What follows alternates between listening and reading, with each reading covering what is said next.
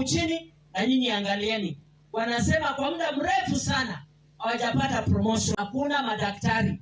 Na wale wako ni kama hakuna kitu wanafanya. Kwa hivyo watu wetu wanaendelea kuumia. Sasa hii nimesimama hapa, we have 4 months bila kupata pesa yetu kutoka serikali kuu. The same national government imetuambia uwezi kusanya pesa na uzitumie. Lazima uziweke kwa account iende Nairobi uifuatilie huko. Sasa jameni, what do you want governor to do? Assume I am the governor. Now, what will I do? 4 months. Hiyo pesa hujapata. Watu wanataka maji kama hiyo maneno ya barabara tunazungumza hapa. Watu wanataka hiyo maneno ya hospitali. Sincerely speaking, let us be fair to these people. National government, please do your duty.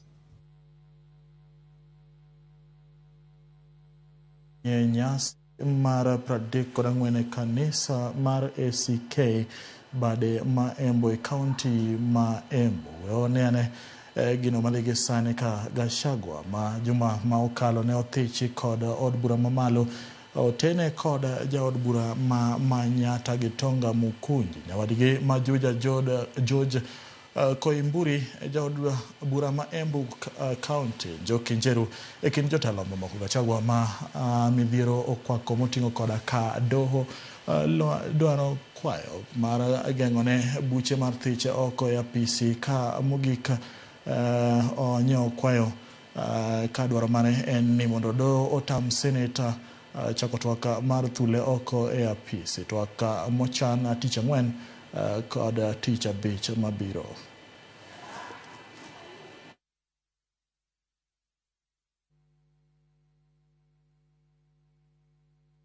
Service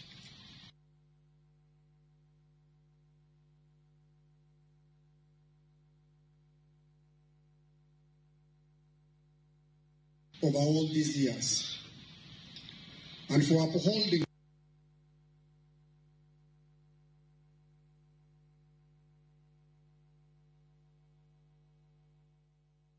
Ng'anyo mar lakteche ma Isiolo kelo pek ne anyuola moro e county ma Isiolo ka chiednade magomenda okwako ka gimanyo pesa mar yudo thieth ne nyargi Rebecca Akum man kod tuoche mag obo kod kahera. Nyathi nyokono okaw ngimane kod agucho muya kaka yor yweyo nyogol e masino kalure kod ng'anyo mag lakteche alwora ma Isiolo. Gikone gisedang'ni ka gimanyo ngima ne nyathigino kendo koro gimedo bedo kod ting' matek e kindeni ma lakteche bende koro ong'anyo e county no ma Isiolo ma omiyo koro ogole od thieth kendo duoke pacho.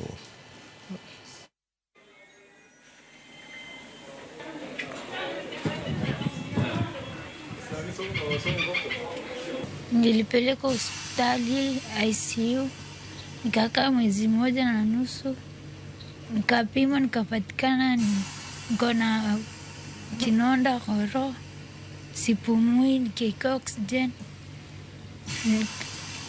Madaktari wakagoma, nikaletwa nyumbani na kuna shindano nimeandikiwa 1,100.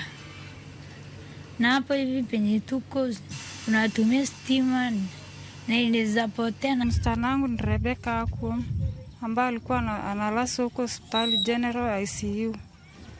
Ampata na hiyo shida ya kifua kwa mwezi 1 na mawiki. Na hakuna matibabu yoyote, ndio madaktari wakagoma, tukaletwa hapa nyumbani. Na baada wako na oxygen mpaka saa hii. Msichana na maili 5. Maili 5 hakuna stima. Hii bidhaa anatumia hapa ya oxygen ni ya stima. So kuna msamaria mema kutoka hapa Kambeju aliamua kumakomodate kwake tu. Sababu ya stima, sababu huko kwao maili 5 bura toad haina stima. So msamaria mema akaamua kumsaidia hapa mahali ya kukaa. Cause pia msamaria mema pia anang'ang'ana pia. Huyo msichana ni yatima, ako na mama peke yake. Mama yake naye hajiwezi. Msichana mwaka 18 na ako na mtoto mdogo alikuwa amejifungua 2 months ago. Madaktari pia ndio wamegoma. Pia madaktari saidi yao pia naweza sema ni haki yao kugoma sababu hawalipwi. Obviously huwezi fanya kazi kama ulipwi. I'm assuring members of the public that things will come to normality as soon as possible. I'm also appealing to some of our leaders who are also who visited this hospital, like our senator. The responsibility of a leader is to look for a solution, not always looking for a problem. Those who are not members of the union, they're supposed to report back to their work because that strike is not protected for them.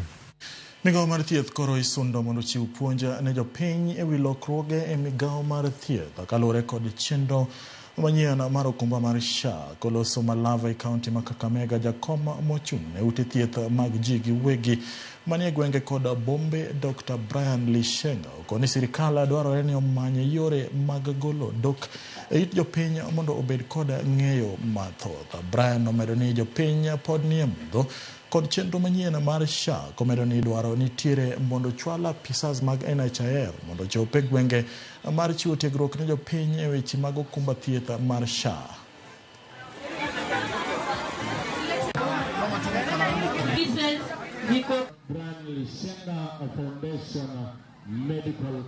There is really a very big gap between what we are hearing in the national conversation and what people know on the ground. In terms of how do you register, how do you pay, what premiums, and also we found that there are those who are very unable to pay because of the socio-economic situation. The second issue on the Social Health Authority, people still are having trouble registering. That number we have put *147. Riwruok mar jopuonje mar NATO kwayo sirkal mondo chiw arita ne jopuonje matiyo e gwenge ma weche arita jarochore e kindeni ma koro jopuonje kod jopuonjre ikore ne penj maduong' ma higani. Jalup jakom NATO Malela Langat kaloso thika wacho ni sirkal owinjo orid arita e gwenge mag weche mag arita rach mokalo kaka Lamu, Boni kod moko kuom gwenge e hoho mar Okaka mondo omi chenro mar penj odhi makare. Langat bende okwayo migao mar somo mondo oti kanyakla gi jolweny mag KDF mondo giti gi ndege ma kalapapla e tero jopuonj kod penj e gwenge ma Lamu kod Boni. Okwayo migao mar somo mondo ochwal omenda mag somo ne sikunda mondo okony e nyiewo gige somo ne jopuonjre. Fanya mtihani lakini wanasema ya kwamba pesa zile za capitation hazijakuja shule na ile kiwango ambayo kila mwanafunzi anastahili kupewa haijakuja, na ile kidogo ilikuja walimu wakuu wanaambiwa iingie kwa infrastructure. Hiyo ni kumaanisha hawana pesa ya kutumia katika shule, hasa matayarisho ya mtihani ambao unakuja. Jambo lingine ni kwamba wale wafanyikazi wa shule hawapati mishahara sahi. Miezi karibu mitatu na ile inakuja huenda wasipate. Walimu wakuu wanatuambia na wametuambia tukiwa hapa ya kwamba wana changamoto kubwa sana, wanafuatwa na suppliers, karibu wanapelekwa kotini kwa sababu ya mambo haya. Tuna sehemu kwa mfano huko Lamu, Boni Forest, tuna bandit prone areas in Rift Valley na maeneo mengine. Tunastahili tuhakikishie watoto wetu na walimu wetu ya kwamba watafika kwenye vituo salama salimini na mtihani ufanye. Na wale walimu ambao wanasimamia mitihani asa invigilators, the fellows called contracted officials, kuanzia nyanjani, the invigilators, the supervisors, the center managers na wale ambao wataenda kusahisha mtihani. Kenya National Examination Council ipatie wao marupurupu ya kutosha. Familia mar jathum marahuma mawero Benga Lilian Auma mabendo ng'ere kaka Princess Julie manyo owito ngimane e kar thieth maduong' ma Migori kama osebedo ka oyudo thieth kuom kinde maromo dweche 2 oywago mosenindo kaka jathum mane okelo lokruok e pacho oganda e kinde mane midhiero mag kute mag ayaki ogore pacho ka giloso e dala mosenindo Odhiambo Manyoro. Familia mare ma hotel ne kod wuode Steve Otieno lero ni Princess Julie nyocha yudo thieth mar tuo mar nyarogno e kinde mane owito ngimane. Gikoni pek manitie en nengo mamalo mar thieth kama bende ginyiso jotelo mondo konygi. Tomo yedhe moko mag pain relievers gi to dhi perform. Aparo joma nosebedo ka nene yalo neno ka nen ga gitiende moro mane ret. Little did we know ni nen gi like kidney failure. Koro pani wadofwenyo late to mama nena strong woman. Mama nena very strong woman. You are ready to only for close to 11 weeks. Hospital bills are heavy. Dialysis is not cheap. Okay, ngima yote kama kaka gesani. Koro wanyaloma na kwayo ni leadership marwa. Obedi kata governors wa Kamaro Chila yako. And our able MP Honorable Wasara and leadership. I mean, Princess Julie was an international figure. Her music was full of very educative, and I will greatly remember her with the Dunia Mbaya song that she did some time back that became a very popular song among the people that was so much educative to the people and made people change their way of life. At some point, chien kucho no we otum modugo donjo chako go mar kanisa matin. Min boy ni nyo chung kodwa ka kendo nyoko ke chien ngama kata kodhaw gi ngato dakika 2. Osewuoyo kodi oseluongi omiyo min boy lit na kaparo kaka chon min boy ne wero Julie. Umaya Julie na ngoya. Waduoko erokamano ne jothum wetene kaka Dola Kabari manyo obiro nyaka hospital monene. Waduoko erokamano ne osiepene kaka Dori Nyaro Kumugene kod media fraternity. Kora Mogajwang kaka Uganda Luo Waweto jalno mane okelo lokruok e ngimawa ahinya ne jogo mane opon kinde mokalo iluongo ni millennials Gen Z. Koro kama koro wachopeni aparo ni thumbe Julie okuwinjo ahinya. Isaac Achienge wacho ni Princess Julie aparo thumbe ne ariyo kama nowere Aroko Chali kod Dunia Mbaya thumna aparo go higa mar 2000. Rest in peace legend. Steve Noel wacho ni as a community we are mourning our own, may her soul rest in peace. Ruth Abiambo wacho ni aparo wendege mar Aroko Chali Dunia Mbaya ukipanda ndege lazima utashuka. Millicent wacho ni rest in peace Princess Julie. Oteo Durukanya Kora Mogajwang. Katito Charles Mondi wacho ni Waweto jathum marahuma kendo wabiro pare gi thumbege kamotingo Dunia Mbaya. Eunice Adhiambo wacho ni ywe kamukwe kendo Ruth Nyasaye mochwere mondo mi orieny kamora mora ne familia mare. Paro wendege mane oweyo. Nyakona Mogajwang en kuyo gilit mokwako gwenge ma Migori bang' tho mar jathum marahuma Princess Julie. Magi thumbege mane nogologa thumbe moko mane wanenoga mane kionjo. Kidhi neno movie mag siling 5 kata ikuongo iketo ni kionjo kamoting'o thumbe mag Princess Julie, Dola Kabari, Osito Kalegi. Wan jok mopone higa mar 2000 ne wawinje kendo ne okelonwa wende mamit ahinya. Pole ne jogo ma lit makamae okwako ne familia ne duto. Geno ni Nyasaye bro telonu. Hadhi yweyo madundo Nyakona Mogajwang kikete kata kikiloke nikech pod waduogo wan gi weche ma odhuro.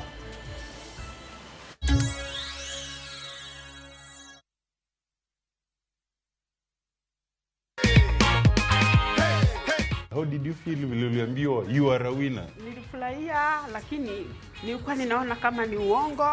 Umeamini ni ukweli sasa? Kabisa.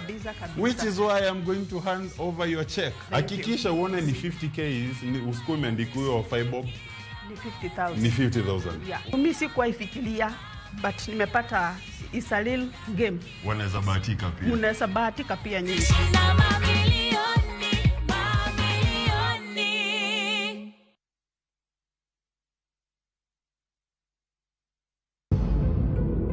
E piny ma opogi gi mwandu. Odipo dwa kawo nyaka mwandu na ti mwandu manowena geno dwaro. Gombo mang'eny, paro maricho, kod chenro maricho. Ayene oye kaito kudi. Niwene okadi fwenyi? weche ma opandi e lela nyalo kelo hinyruok. Kwatero gini piyo piyo to bro kelo wach. Ratiro nyalo leo, kata kamano pod obiro mana chopo kare. Idhi kaw gikigo. Loya mantie kodo. En mobo solve ni issues nigo. Ikaw mwandu go aol. Ewi Nam Cinema, Jumapil, saa 2:15 otieno, kod saa 4 otieno. Kik bai.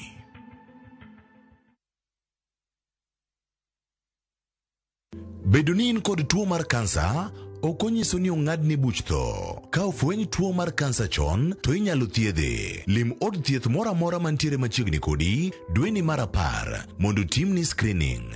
Ote ni okelni kod Royal Media Services. We care.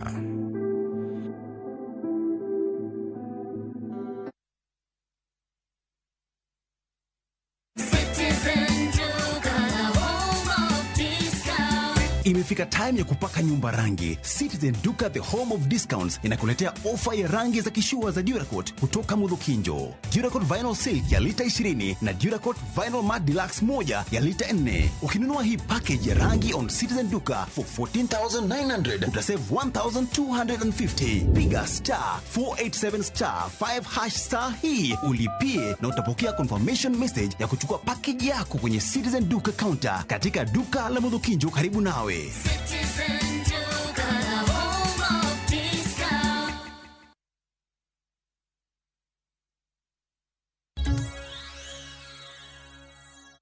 Machiegni kendo nya Ramogi. Commissioner e county ma Homa Bay, Moses Lilan, ogolo siem ne tendo moko kuom dhowedhe e county mayie mondo hand kuong'o machiko kopodho kaachiel gi mwandu mamoko ma bandia usi e dhowedhe magirito. Lilan wacho ni nitie dhowedhe magisefwenyo ni itiyogo kaka kuonde mag uso yedhe mamero ji ahinya to mowuok e piny libamba ma Uganda ka irwako e dhowedhego kokalo e nam Lolwe. Okoni nitie dhowedhe masane ginono kaluwore gi medruok ohand kuong' maricho gi yedhe mamoko mawilo paro kaka yor jiwo arita e alwora mar nam. Lilan okoni tend arita kwe e kaunti no oseyudo maling'ling e wi dhowedhe moko e kar chung' od bura ma Suba South gi Suba North. Used to peddle drugs and other substances. There are beaches that we have already mapped out. We have already checked around, and those that are, they are being used as conduits for drug peddling, child labor, and other illicit activities. We want to ask the leaderships of those beaches to ensure that they are very, very alert. We have beaches around, Mbita, Suba South. We have also some areas around Kendo Bay areas. And it is, as I said, it is not all of them. We have very, very good beaches, very, very good, and they don't condone, any of these things. So we want to ask the beach management units, we need to collaborate and ensure that these illegal activities are done away with. Piny owacho ma kaunti ma Migori ka otend rekod piny owacho mamalo chako chenro mar tudo ute mag thieth duto ma kaunti no kod sitima mondo obed chenro mag thieth odhi e yo makare. Ma kamae biro e kinde ma lipot mawuok kuom migawo mar thieth e kaunti no yango ni maromo osiptende mag piny owacho malayo 60 pok otudi kod sitima. Jojuma nigi ler mathoth. Ng'wech mar chopo lek mane koro oganda thieth makare kendo yo mayot ma idendo kaka universal health coverage. Piny owacho mar kaunti ma Migori geto neno ni ute thieth duto e kaunti ma Migori koro bedo kod sitima. Bedo kod sitima nyiso ni dhi tieko midhiero mar kethruok mar yedhe madwarore ne okane kama ng'ich thi, kendo oganda bende dhi bedo kod yot e yudo thieth e seche ma gidwaro. Osiptal Marongo madegwego mag South Kamagambo e sub-county no Marongo en achiel kuom osiptende makoro siro sitima e bwoche ni matudo utego mag thieth kod sitima e kaunti ma Migori mangima. I would like to appreciate the national government through the Ministry of Energy for working closely with the county government to restore power here in Ongo sub-county hospitals. And we are grateful that we have a great collaborative network that we'll tap into owing to the wonderful working environment occasioned by the broad-based government. Mondo mi agoero kamano ne waziri marwa, waziri mar energy, waziri Opiyo Wandayi. Kuom winjo ywak kane agone mbaka, kane wago mbaka kwa tudore gi governor marwa George Mbogo Chilo Makayako. Transformer ni national government mang'amo nego tilgi wach ma transformer ni en MP of the area. Osiptal ni Marongo ne otieko kinde maromo dweche 8 ka onge stima bang' transformer ne okethore. Biro mar sitima osiptal ni okelo fungruok ne jochiw thieth kaachiel kod kata oganda ma osebiro kamanyo thieth e osiptal ni. Kadhako ni kod sane monengo nyuolie to konyal timo mano e yo mayot. Chandruok bedo mang'eny nikech koro nyaka many mana kod kuonde ma facilities nitie. Ang'e maber ni nitie yedhe moko mitiyogo kaka vaccines mikano gi mana refrigeration, mitimo negi refrigeration eka ginyalo tiyo. Magi nyocha ok nyal timore nikech stima ne onge. Solar manye watiyogo onge capacity mar provide maximum energy manyalo konyo yore mag osiptal. Peter Otiang' kod jodak mamoko e sab-kond Marongo wati yande ok ginyal yudo thieth makare e osiptal ni Marongo nikech onge mar stima. Nyadi ng'eny mine osebiro osiptal iorogi mana kuonde mamoko nikech onge kaka nyocha inyalo timnegi thieth kata ka gidwa konyore. Kora mor kabisa kuom governor kelonwa stima ma inche wang'o godo bang' higa achiel. Mana stima osenyowa ka stima onge ka jatuo biro gotieno jatuo ok nyal konyore. Irifai hospital kuma chielo kuma stima nitie kech no onge gi stima. Watero gigewa ma ikete fridge kaka vaccines, kaka remo ne watero e dispensaries moko ma oko mantie gi stima. But chakre kawuono wadhi bedo gi yweyo maber. Kalure kod apisa maduong' e migawo mar thieth e kaunti ma Migori Samuel Atula nitie osiptende maromo 60 e kaunti ma Migori mangima ma nyaka sani koro pok otud kod sitima, gino mosekelo pek e yorego mag chiwo thieth. Kaunti be duong' wan gi osiptende moko ma pok oyudo stima be makalo 60 ma wadwa ni oyud stima. Nitie moko ma yawo Manyien to moko be pok ne okednegi stima. E seche matend kaunti ma Migori ka otenore kod piny wach malo temo neno ni osiptende duto otud kod sitima e kaunti ma Migori. Oganda e kaunti ma Migori dwaro mondo koro jod bura one ni sitima ochope konde duto e kaunti ma Migori nikech ma tich ma owenegi. E gwengewa nitiere last mile masani wuok sani. Dwaer mondo wakwa ni koyie kaka ni mbaka wasechako goyo chande mondo wang'i kaka inyalo miwa stima mondo konyo oganda wa. Kalo konyo mondo stima ochop ne ji, mondo ji we manyo stima gi yore maricho. Nikech wan jo Kenya te ng'ato ka ng'ato nigi ratiro. George Juma, Ramogi TV, Migori.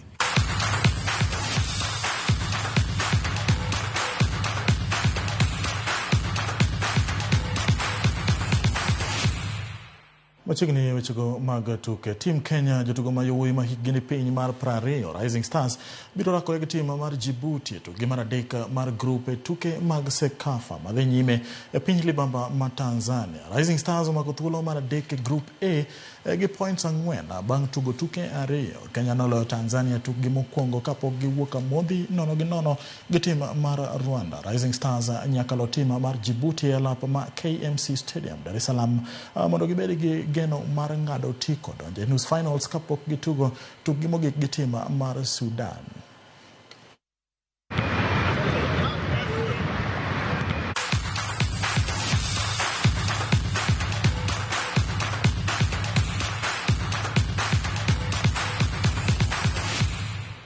Kanyo ema chopo giko mag weche manyien chenro ni mar migago odiechieng' ni mar tarik 13 dwe mar 10 higa mar 2024. Bed koro odiechieng' makare jo oyoma ka tenga Kisumu ka jolup poch gi pak kamoro ma untiere.